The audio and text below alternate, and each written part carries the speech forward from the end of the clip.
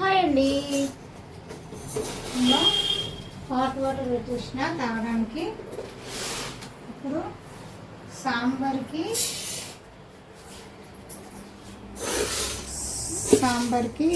పప్పు కొంచెం నానబెట్టేసుకొని మునక్కాయ సాంబార్ చేద్దామని, సాంబార్కి అన్నమాట. పప్పు నానబెట్టేసుకొని కొంచెం మునక్కాయ కట్ చేసుకున్నాను అనుకో.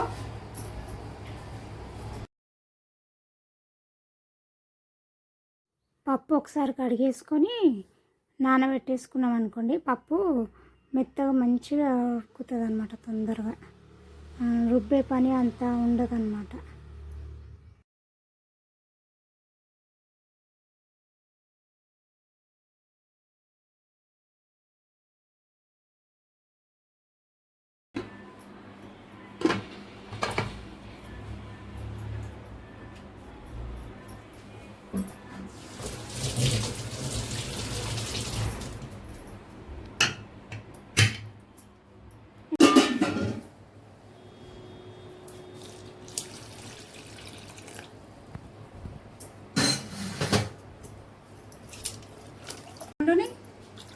నీళ్ళు పోసి పెట్టేసుకుంటే చింతపండు మంచిగా ఉంటుంది.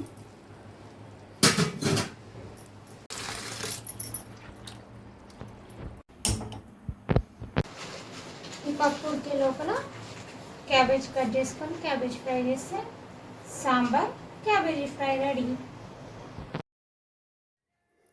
క్యాబేజీ, ఉల్లిపాయ, టమాటా అన్నీ కట్ చేసి పెట్టుకున్నాను అన్నమాట. కరివేపాకు కూడా అన్నీ.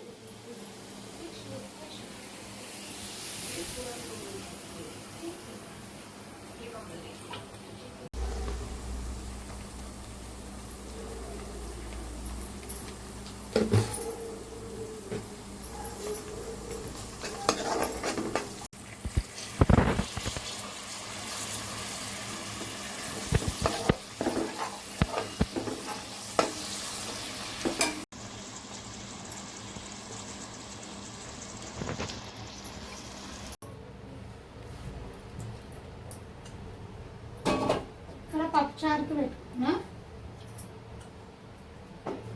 ఎంతవరకు వచ్చిందో చూద్దాం. టమాటా వేసినాక కొంచెం కారం వేసేసి సాల్ట్ వేసేస్తే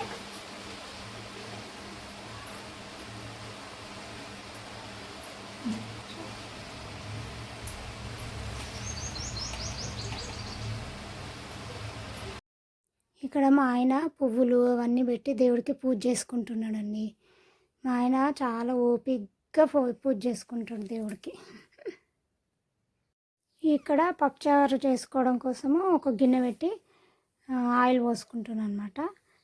ఆయిల్ కొంచెం వేడి కాగానే జీలకర్ర ఆవాలు వేస్తున్నవి.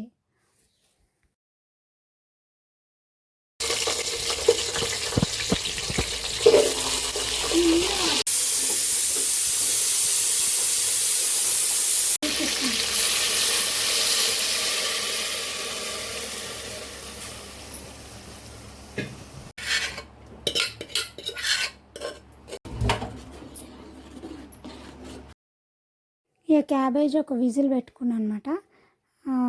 తొందర ఉడుకుతుందని అది పక్కన పెట్టేసిన. ఇక పప్పుచారు కొత్త కొత్త ఉడుకుతుంది, మంచిగా మరుగుతుంది.